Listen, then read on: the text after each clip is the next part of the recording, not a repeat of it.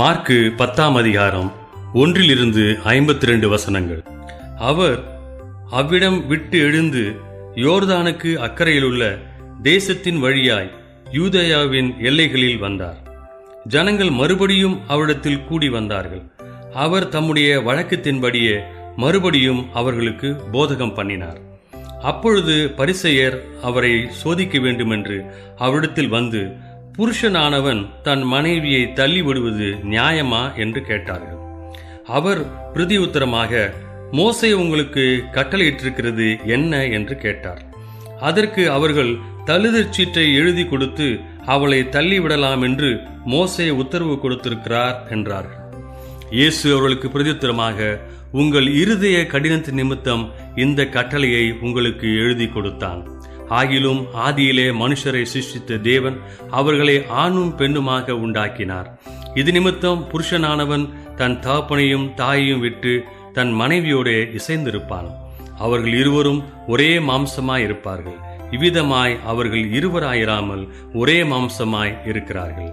ஆகையால் தேவன் இணைத்ததை மனுஷன் பிரிக்காதிருக்க கடவன் என்றார்.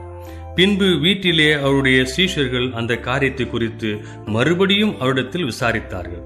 அப்பொழுது அவர், எவனாகிலும் தன் மனைவியை தள்ளிவிட்டு வேறொருத்தியை விவாகம் பண்ணினால் அவன் அவளுக்கு விரோதமாய் விபசாரம் செய்கிறவனாய் இருப்பான். மனைவியும் தன் புருஷனை தள்ளிவிட்டு வேறொருவனை விவாகம் பண்ணினால் விபசாரம் செய்கிறவளாய் இருப்பாள் என்றார். அப்பொழுது சிறு பிள்ளைகளை அவர் தொடும்படிக்கு அவர்களை அவரிடத்தில் கொண்டு வந்தார்கள். கொண்டு வந்தவர்களை சீஷர்கள் அதட்டினார்கள். இயேசு அதை கண்டு விசனமடைந்து, சிறு பிள்ளைகள் என்னிடத்தில் வருகிறதற்கு இடம் கொடுங்கள், அவர்களை தடை பண்ணாதிருங்கள், தேவனுடைய ராஜ்யம் அப்படிப்பட்டவர்களுடையது. எவனாகிலும் சிறு பிள்ளையை போல் தேவனுடைய ராஜ்யத்தை ஏற்றுக்கொள்ளாவிட்டால் அவன் அதில் பிரவேசிப்பது இல்லை என்று மெய்யாகவே உங்களுக்கு சொல்லுகிறேன் என்று சொல்லி அவர்களை அணைத்து கொண்டு அவர்கள் மேல் கைகளை வைத்து அவர்களை ஆசீர்வதித்தார். பின்பு அவர் புறப்பட்டு வழியிலே போகையில் ஒருவன் ஓடி வந்து அவருக்கு முன்பாக முழங்கால் படியிட்டு, நல்ல போதகரே, நித்திய ஜீவனை சுதந்திரித்துக் கொள்ளும்படி நான் என்ன செய்ய வேண்டும் என்று கேட்டான். அதற்கு இயேசு, நீ என்னை நல்லவன் என்று சொல்வானேன்? தேவன் ஒருவர் தவிர நல்லவன் ஒருவனும் இல்லையே. விபசாரம் செய்யாதிருப்பாயாக, கொலை செய்யாதிருப்பாயாக, களவு செய்யாதிருப்பாயாக, பொய்சாட்சி சொல்லாதிருப்பாயாக, வஞ்சனை செய்யாதிருப்பாயாக, உன் தகப்பனையும் உன் தாயையும் கனம் பண்ணுவாயாக என்கிற கற்பனைகளை அறிந்திருக்கிறாயே என்றார். அதற்கு அவன், போதகரே, இவைகளெல்லாம் என் சிறு வயது முதல் கை கொண்டிருக்கிறேன் என்றான். இயேசு அவனை பார்த்து அவனிடத்தில் அன்பு கூர்ந்து, உன்னிடத்தில் ஒரு குறைவு உண்டு.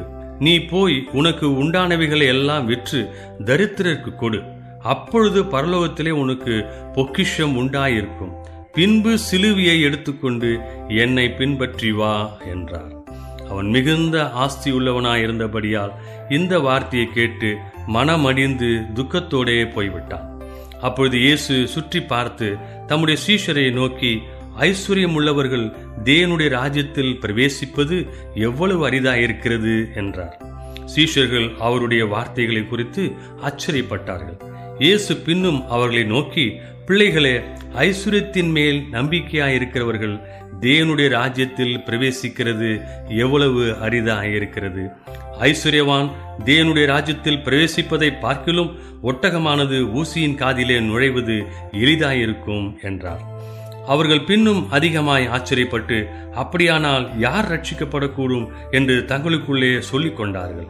இயேசு அவர்களை பார்த்து, மனுஷரால் இது கூடாததுதான், தேவனால் இது கூடாதது அல்ல. தேவனாலே எல்லாம் கூடும் என்றார். அப்பொழுது பேதுரு அவரை நோக்கி, இதோ நாங்கள் எல்லாவற்றையும் விட்டு உம்மை பின்பற்றினோமே என்று சொல்லத் தொடங்கினான். அதற்கு இயேசு பிரதித்திரமாக, என் நிமித்தமாகவும் சுவிசேஷத்தின் நிமித்தமாகவும் வீட்டையாவது, சகோதரரையாவது, சகோதரிகளையாவது, தகப்பனையாவது, தாயையாவது, மனைவியையாவது, பிள்ளைகளையாவது, நிலங்களையாவது விட்டவன் எவனும் இப்பொழுது இம்மையிலே துன்பங்களோடே கூட நூறத்தனையாக வீடுகளையும், சகோதரரையும், சகோதரிகளையும், தாய்களையும், பிள்ளைகளையும், நிலங்களையும், மறுமையிலே நித்திய ஜீவனையும் அடைவான் என்று மெய்யாகவே உங்களுக்கு சொல்லுகிறேன். ஆகிலும் முந்தினோர் அநேகர் பிந்தினோராயும், பிந்தினோர் அநேகர் முந்தினோராயும் இருப்பார்கள் என்றார். பின்பு அவர்கள் எருசலேமுக்கு பிரயாணமாய் போகையில் இயேசு அவர்களுக்கு முன்னே நடந்து போனார். அவர்கள் திகைத்து அவருக்கு பின்னே பயத்தோடே போனார்கள். அப்பொழுது அவர் 12 அழைத்து தமக்கு சம்பவிக்கப் போகிறவைகளை அவர்களுக்கு மறுபடியும் சொல்லத் தொடங்கினார். இதோ எருசலேமுக்கு போகிறோம், அங்கே மனுஷகுமாரன் பிரதான ஆசாரியரிடத்திலும் வேதபாரகரிடத்திலும் ஒப்புக் கொடுக்கப்படுவார். அவர்கள் அவரை மரண ஆக்கணைக்குள்ளாக தீர்த்து புறதேசத்தாரிடத்தில் ஒப்புக் கொடுப்பார்கள். அவர்கள் அவரை பரியாசம் பண்ணி அவரை வாரினால் அடித்து அவர் மேல் துப்பி அவரை கொலை செய்வார்கள். ஆகிலும் 3ஆம் நாளிலே அவர் உயிரோடு எழுந்திருப்பார் என்றார். அப்பொழுது செபதேயுவின் குமாரராகிய யாக்கோபும் யோவானும் அவரிடத்தில் வந்து, போதகரே, நாங்கள் கேட்டுக்கொள்ளப் போகிறதை நீர் எங்களுக்கு செய்ய வேண்டும் என்று விரும்புகிறோம் என்றார்கள். அவர் அவர்களை நோக்கி, நான் உங்களுக்கு என்ன செய்ய வேண்டும் என்று விரும்புகிறீர்கள் என்று கேட்டார். அதற்கு அவர்கள், உமது மகிமையிலே எங்களில் ஒருவன் உமது வலது பார்சத்திலும் ஒருவன் உமது இடது பார்சத்திலும் உட்கார்ந்திருக்கும்படி எங்களுக்கு அருள் செய்ய வேண்டும் என்றார்கள். இயேசு அவர்களை நோக்கி, நீங்கள் கேட்டுக்கொள்கிறது இன்னது என்று உங்களுக்கே தெரியவில்லை. நான் குடிக்கும் பாத்திரத்தில் நீங்கள் குடிக்கவும் நான் பெறும் ஸ்நானத்தை நீங்கள் பெறவும் உங்களால் கூடுமா என்றார். அதற்கு அவர்கள் கூடும் என்றார்கள். இயேசு அவர்களை நோக்கி, நான் குடிக்கும் பாத்திரத்தில் நீங்கள் குடிப்பீர்கள், நான் பெறும் ஸ்நானத்தையும் நீங்கள் பெறுவீர்கள். ஆனாலும் என் வலது பாரிசத்திலும் என் இடது பாரிசத்திலும் உட்கார்ந்திருக்கும்படி எவர்களுக்கு ஆயத்தம் பண்ணப்பட்டிருக்கிறதோ அவர்களுக்கே அல்லாமல் மற்றொருவருக்கும் அதை அருளுவது என் காரியமல்ல என்றார். மற்ற 10 பேரும் அதை கேட்டு யாக்கோபின் மேலும் யோவானின் மேலும் எரிச்சலானார்கள். அப்பொழுது இயேசு அவர்களை கிட்ட வர செய்து, புறஜாதியாருக்கு அதிகாரிகளாக எண்ணப்பட்டவர்கள் அவர்களை இருமாப்பாய் ஆளுகிறார்கள் என்றும் அவர்களில் பெரியவர்கள் அவர்கள் மேல் கடினமாய் அதிகாரம் செலுத்துகிறார்கள் என்றும் நீங்கள் அறிந்திருக்கிறீர்கள். உங்களுக்குள்ளே அப்படி இருக்கலாகாது. உங்களில் எவனாயிலும் பெரியவனாயிருக்க விரும்பினால் அவன் உங்களுக்கு பணிவிடைக்காரனாயிருக்க கடவன். உங்களில் எவனாயிலும் முதன்மையானவனாய் இருக்க விரும்பினால் அவன் எல்லாருக்கும் ஊழியக்காரனாயிருக்க கடவன். அப்படியே மனுஷகுமாரனும் ஊழியம் கொள்ளும்படி வராமல் ஊழியம் செய்யவும் அநேகரை மீட்கும் பொருளாக தம்முடைய ஜீவனை கொடுக்கவும் வந்தார் என்றார். பின்பு அவர்கள் எரிகோவுக்கு வந்தார்கள். அவரும் அவருடைய சீஷர்களும் திரளான ஜனங்களும் எரிகோவை விட்டு புறப்படுகிற போது திமேயுவின் மகனாகிய பர்த்திமேயு என்கிற ஒரு குருடன் வழி அருகே உட்கார்ந்து பிச்சை கேட்டுக் கொண்டிருந்தான். அவன் நசரேயனாகிய இயேசு வருகிறார் என்று கேள்விப்பட்டு, இயேசுவே, தாவீதின் குமாரனே, எனக்கு இரங்கும் என்று கூப்பிடத் தொடங்கினான். அவன் பேசாதிருக்கும்படி அநேகர் அவனை அதட்டினார்கள். அவனோ, தாவீதின் குமாரனே, எனக்கு இரங்கும் என்று முன்னிலும் அதிகமாய் கூப்பிட்டான். இயேசு நின்று அவனை அழைத்து வரச் சொன்னார். அவர்கள் அந்த குருடனை அழைத்து, திடன்கொள், எழுந்திரு, உன்னை அழைக்கிறார் என்றார்கள்.